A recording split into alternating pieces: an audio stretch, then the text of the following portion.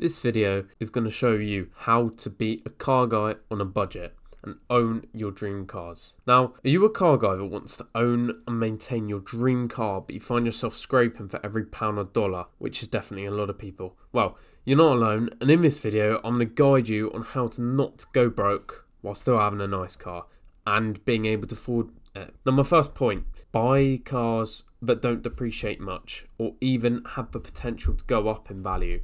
Now, this is going to be sought after models with a good spec. Now, this is particularly Porsches, some BMW M cars.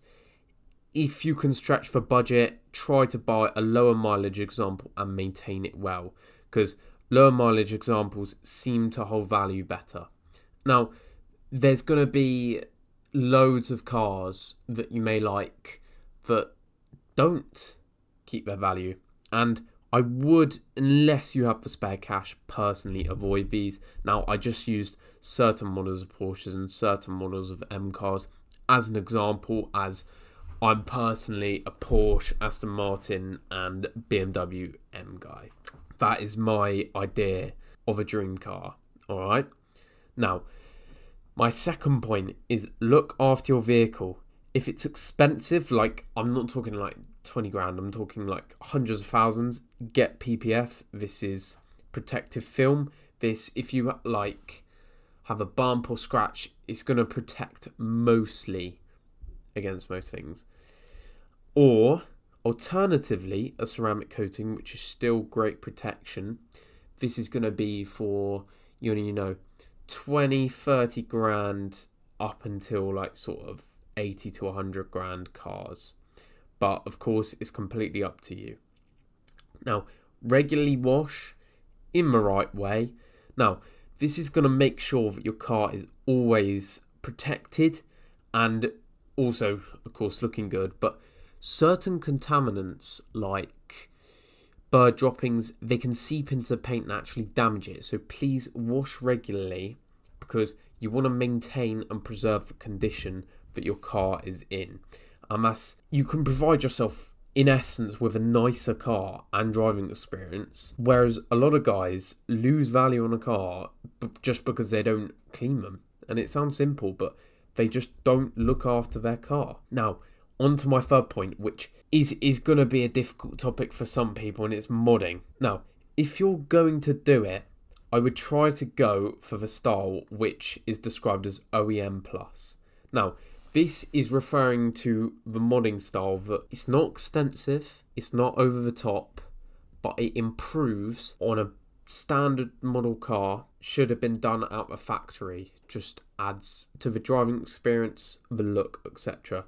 I'm referring to like what coilovers for suspension, so it's lowered, aftermarket alloys, stuff like that. You get the gist, right? Not over the top mods or extensive tuning that can seriously deteriorate the mechanical condition and value of the car.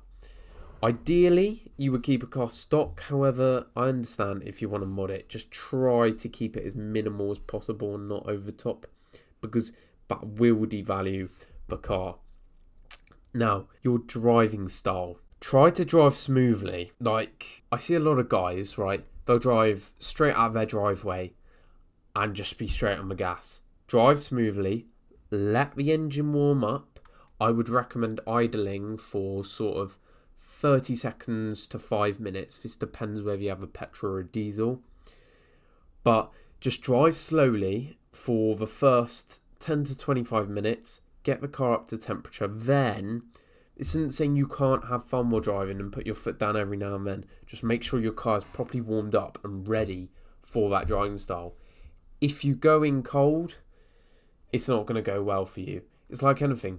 When you first load up your phone or computer, it's going to be slow initially until it warms up, right? And you don't want to open like loads of Chrome tabs straight away and load onto the computer, right? So just think of it like that.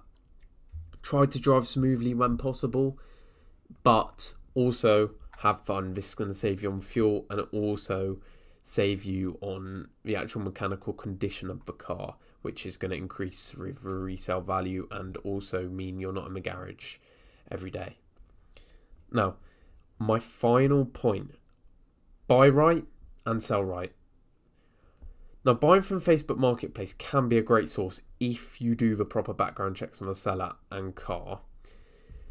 Haggle on price, which is obvious, and look for sellers which have bad listings and maybe don't know about cars. If you know how to fix a car, you can get some real bargains, since most people have a broken car, don't want to go to a hassle, and just want it gone. The same applies to mods, like alloys, stuff like that. People just want them gone, right? They'll sell them at below market value. Now, if you're going from like much more expensive car, I'd recommend going to a dealership, because you have that warranty and that guarantee of reliability, right? But Facebook Marketplace can also be a great source if you know what you're doing, right?